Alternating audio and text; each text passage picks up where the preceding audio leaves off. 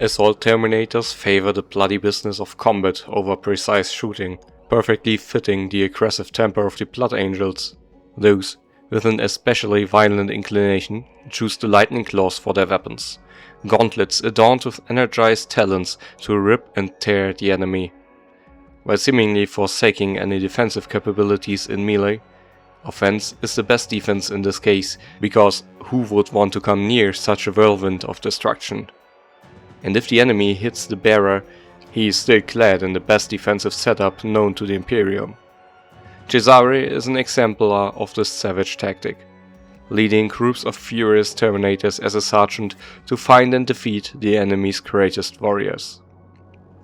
Cezare is the 6th Blood Angel to join Tacticus, and an iconic one at that, finally bringing the Assault Terminators of Space Hulk fame into the game. He answers the question what happened if Angrax and Kariyan had a child. You can unlock him for yourself in the Zero Release event starting on the 5th of July. As an uncommon character, you'll only need 130 event shards to unlock him. If you need help doing so, watch this. The immediate first reaction of everyone seeing Cezare is Imperial Angrax, and as an Assault Terminator with lightning claws, the comparison is apt. But of course, the usual insignia differentiate them visually, with Cezare being decked out in Blood Angel sigils. Look, you can even find the Bloodstone tear and the Blood Vial on his model. I also like how different his attack animation is. While Angrax makes a huge hugging sweep, Cezare seems more surgical, punching forward with a single lightning claw. Let's see whether his stats and abilities can differentiate him.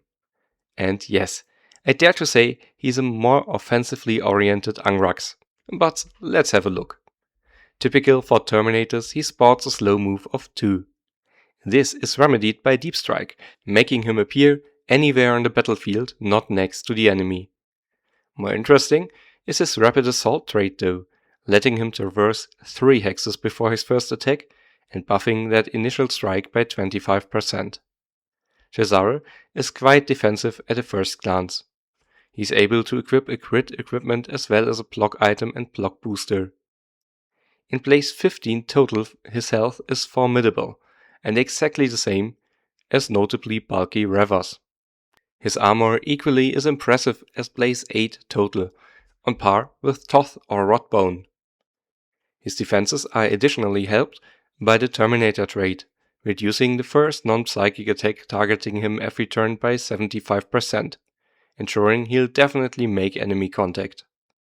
And while Angrax is better on both stats, the early extra move will make Cezare stand out compared to him. Cezare's attack is exactly the same as Angrax, as is his hits and pierce at 40% from the power characteristic. That is definitely a well above average melee attack against lightly armored enemies, and still great against infinite armor. It's up to the abilities to make this red menace stand out against his tainted mirror. And oh boy do they deliver. Cezare's passive, Red Rampage, lets him deal 2 hits of power damage to each adjacent enemy after moving.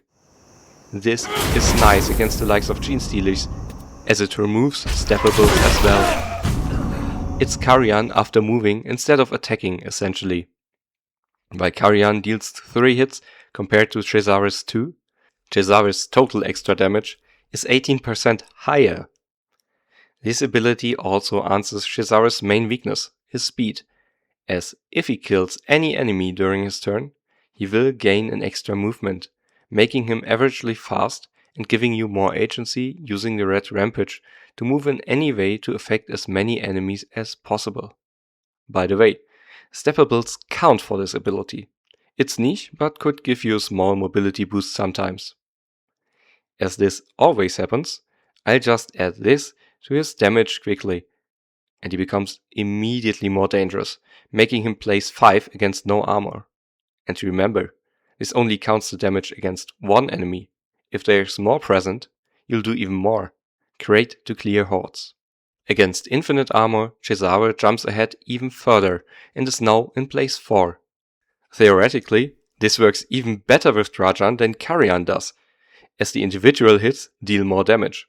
But without the damage increase Kariyan's active offers, it won't escalate over the course of a fight. Let's see what the active does. Massive damage, of course. What did you think? Cezare will deal 4 hits of eviscerating damage. It's a little better than his normal attack, especially against armor.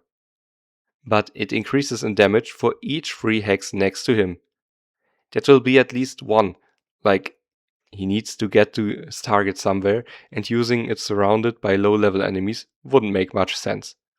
But if you go to a lone enemy you really want to delete, oh boy, why is my craft so small all of a sudden? Cezare can potentially do so much damage, it eclipses everyone. And against high armor? Well, eviscerating is pretty good at dealing with armor. Now, think of some defensive abilities. Terminator, Thought Mag. They get a defensive advantage deleted by the passive, and are then easily destroyed. The ability has some added utility though, healing him by almost 70% if he was at or below 50% using this attack. It will almost be a full heal. Will Cezare be good? No question. But where to use him? As Angrax is good in campaigns, I think Cezare will be able to help out beginners well in all Imperial campaigns, even without being paired with a healer due to his self-heal.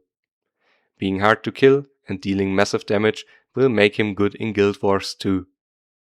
I don't think he'll slot in too well in guild raid teams, as while his damage is high, he only spikes once, and others pair better with Trajan.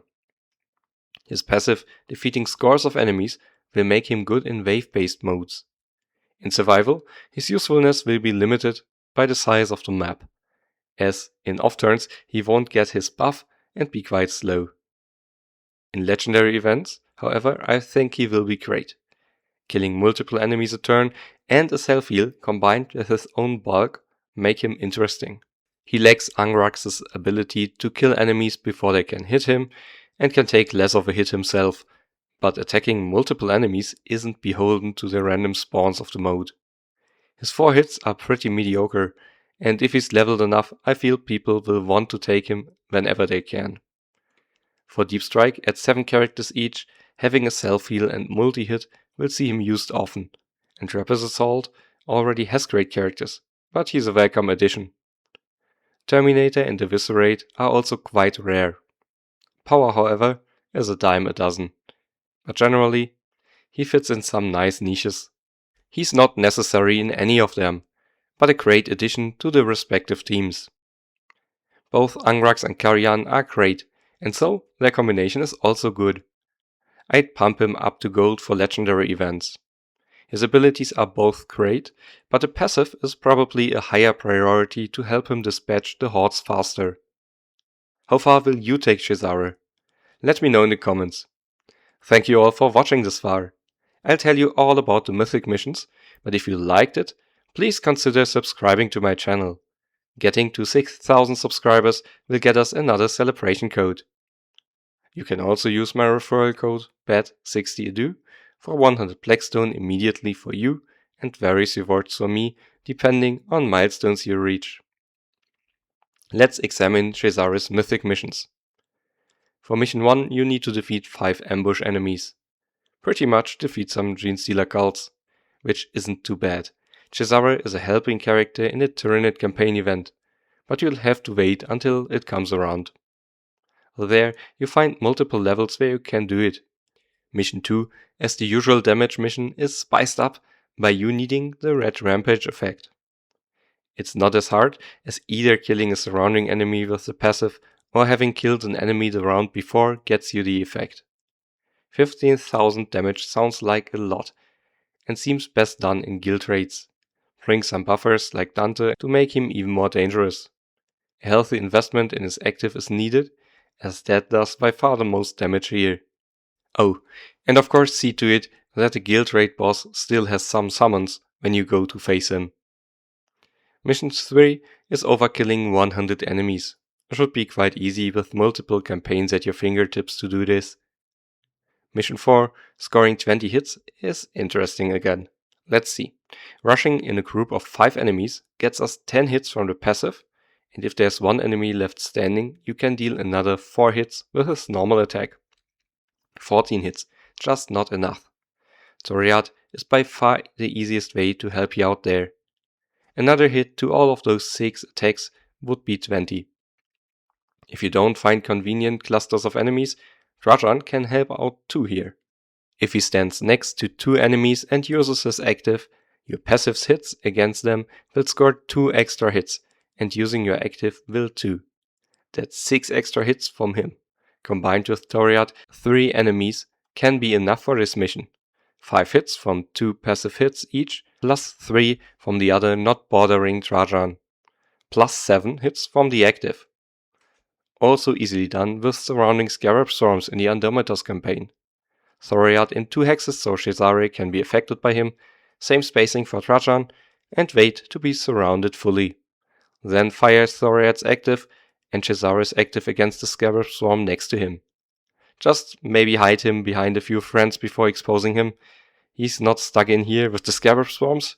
The Scarab Storms are stuck in here with him. You don't want them to die before you have enough of them to pull this trick off. Here we are surrounded by them. Activate Trajan, activate on 1 Scarab Swarm for 7 hits, 3 hits against 5 swarms around us each, and 1 even gets 2 extra hits from Trajan. Mission 5 needs some active damage and normal damage done. Easy, and with the kind of damage you're throwing out, you will make this easy. I love Cezare. He seems like he'll be fun to use and useful in legendary events. I hope you enjoyed the video. Thank you for watching and have a great day.